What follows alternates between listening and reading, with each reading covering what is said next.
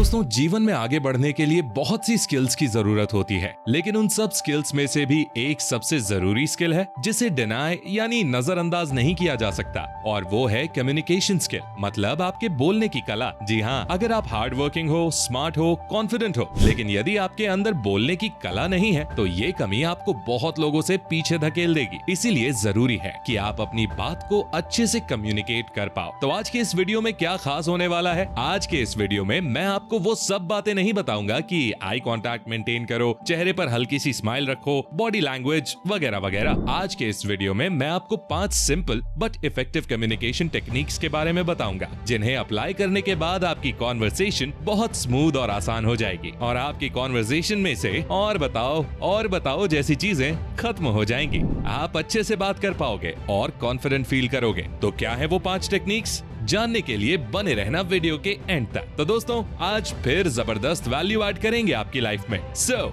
Let's begin. Tip number 6, quality. दोस्तों, बातचीत के दौरान आप कितना बोलते हो इससे ज्यादा इम्पोर्टेंट है कि आप क्या बोलते हो। नहीं समझे? मैं समझाता हूँ। आपने अक्सर ऐसे लोगों को तो देखा ही होगा, या फिर आप भी उन लोगों में होंगे जो बातचीत के दौरान एक्चुअली रियली जैसे शब्दों का बार बार इस्तेमाल करते हैं। मेरा एक दोस्त है, वो 5 मिनट की कॉन्वर्सेशन में 20 बार, जी हाँ 20 बार एक्चुअली वर्ड का यूज करता है। जैसे मैंने उससे पूछा, कल कॉलेज नहीं आए तुम? अरे कुछ नहीं, वो एक्चुअली मैं थोड़ा बीमार था। अच्छा, क्या हुआ? एक्चुअली पिछले 2 दिनों से थोड़ा फीवर था। तो अब कैसी है तुम्हारी तबीयत?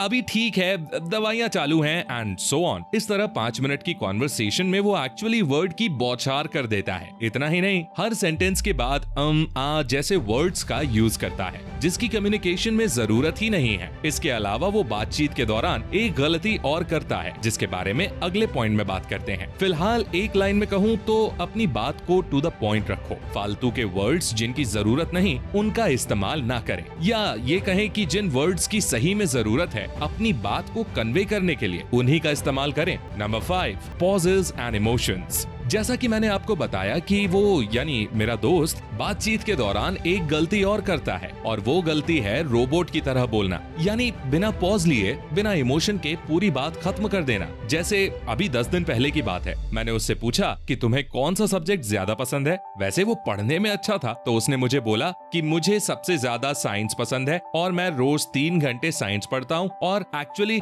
मैं नीट की तैयारी में लगा हुआ हूँ। ये बात उसने बिना पॉज दिए एक सांस में बोल दी और उसके वर्ड्स में कोई इमोशन भी नहीं था। तो अब आप मेरी और मेरे दोस्त की कॉन्वर्सेशन से क्या सीख सकते हो? आपको पॉज लेना है, जहाँ सेंटेंस खत्म हो रहा है वहाँ 1 से 2 सेकंड रुकना और फिर बात कंटिन्यू करनी है। इसके अलावा आपको बातों में इमोशन ऐड करना है। जैसे आपसे किसी ने पूछा कि आज मौसम कैसा है, तो ये बोलने के बजाय कि आज मौसम बहुत अच्छा है, लगता है बारिश होने वाली है, इसकी जगह ये बोलना, वाह आज क्या मौसम है, लगता है बारिश आने वाली है। पूरी तरह फील के साथ और आराम से एक सही पिच और स्पीड पे बोलना है, ना कि तोते की तरह। अगर आप सैड बात बोल रहे हो तो थोड़ी टोन को, पिच को लो करो, और अच्छी बात बोल रहे हो, कोई खुशी की बात है तो फिर उसे टोन में बोलो, एनर्जी के साथ। याद रखना, हर शब्द सुंदर है तो उसे उसी सुंदरता के साथ बोलिए। Number 4, speak English. दोस्तों, इंग्लिश दुनिया में सबसे ज्यादा बोली जाने वाली लैंग्वेज की लिस्ट में तीसरे नंबर पर है, और अगर आप इंग्लिश बोलना सीख जाते हो तो ये आपकी कम्युनिकेशन स्किल्स में 4 चांद लगा देगी।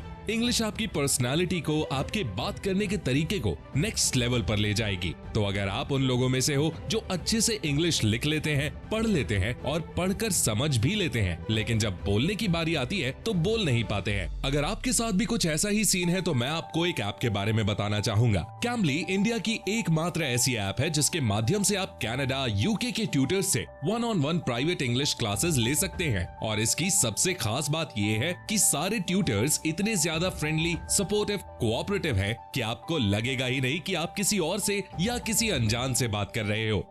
What's your name? My name is Clive. Clive.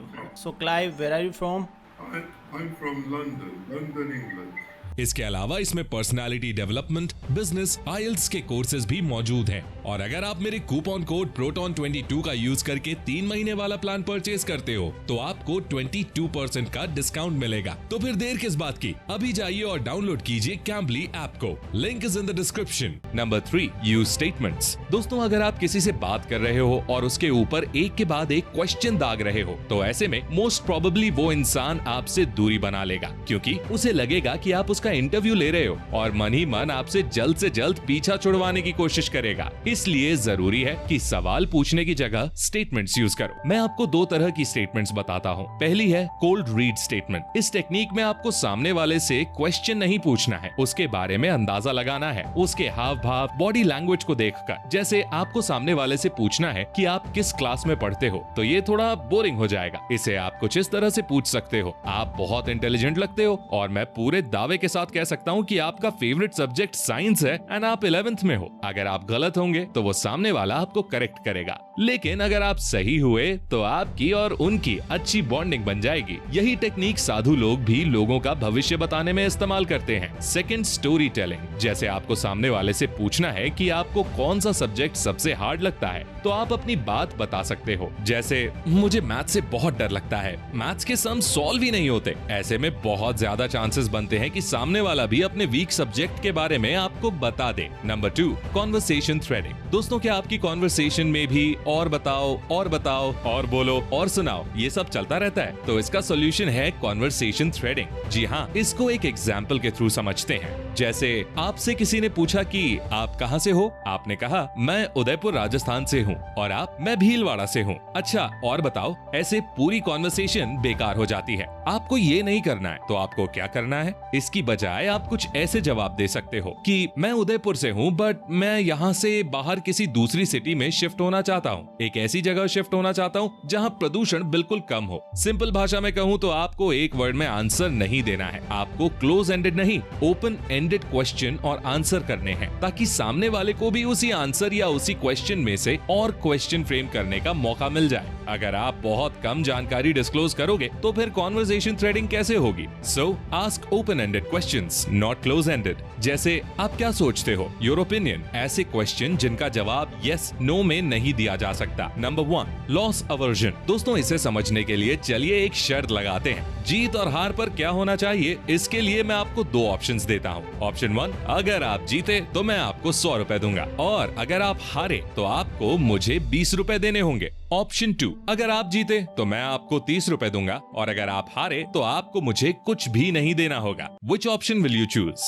जरा सोचिए। रिसर्च के अनुसार अधिकांश लोग ऑप्शन 2 चूज करेंगे, क्योंकि उसमें फायदा भले ही ज्यादा ना हो पर नुकसान बिल्कुल नहीं है। हमारी फितरत ही ऐसी है कि फायदा हो या ना हो, लेकिन नुकसान नहीं होना चाहिए। तो अब आप इस फंडे को कम्युनिकेशन में कैसे इस्तेमाल कर सकते हो, इसके ऊपर बात करते हैं। देखो, जब भी आप किसी इंसान से मिलो तो उसे एक सिग्नल दो कि आप उसके बहुत काम आ सकते हो। अपना रोना रोने से ज्यादा अच्छा है कि आप बातों ही बातों में उसे एहसास करवा दो कि ये बंदा मेरे बहुत काम का है। इससे आप एक अच्छे इंसान दिखते हो, लोग आपकी बातों में रुचि लेते हैं और आपको खोने से डरते हैं। बट हाँ, ध्यान रखना, सामने वाले को फील करवाना है कि आप उसके काम के हो, ना कि उसे डायरेक्टली बोलना है कि तू मेरे साथ रहेगा तो मैं तुझे हंसाऊंगा, तेरा साथ दूंगा, तुझे खिलाऊंगा, वगैरह वगैरह। तो दोस्तों, अब वीडियो को समराइज करते हैं। जब भी किसी से बात करो तो ओपन एंडेड क्वेश्चंस पूछो। ऐसे क्वेश्चन पूछो जिनका जवाब यस और नो में नहीं दिया जा सकता, और शब्दों की क्वालिटी पर ध्यान दो। कम बोलो लेकिन अच्छा बोलो, और बातचीत के दौरान स्टेटमेंट खत्म होने पर पॉज लो और फील के साथ बोलो, बिकॉज हर वर्ड सुंदर है। इसके अलावा सामने वाले को फील करवाओ कि आप उसके बहुत काम के इंसान हो।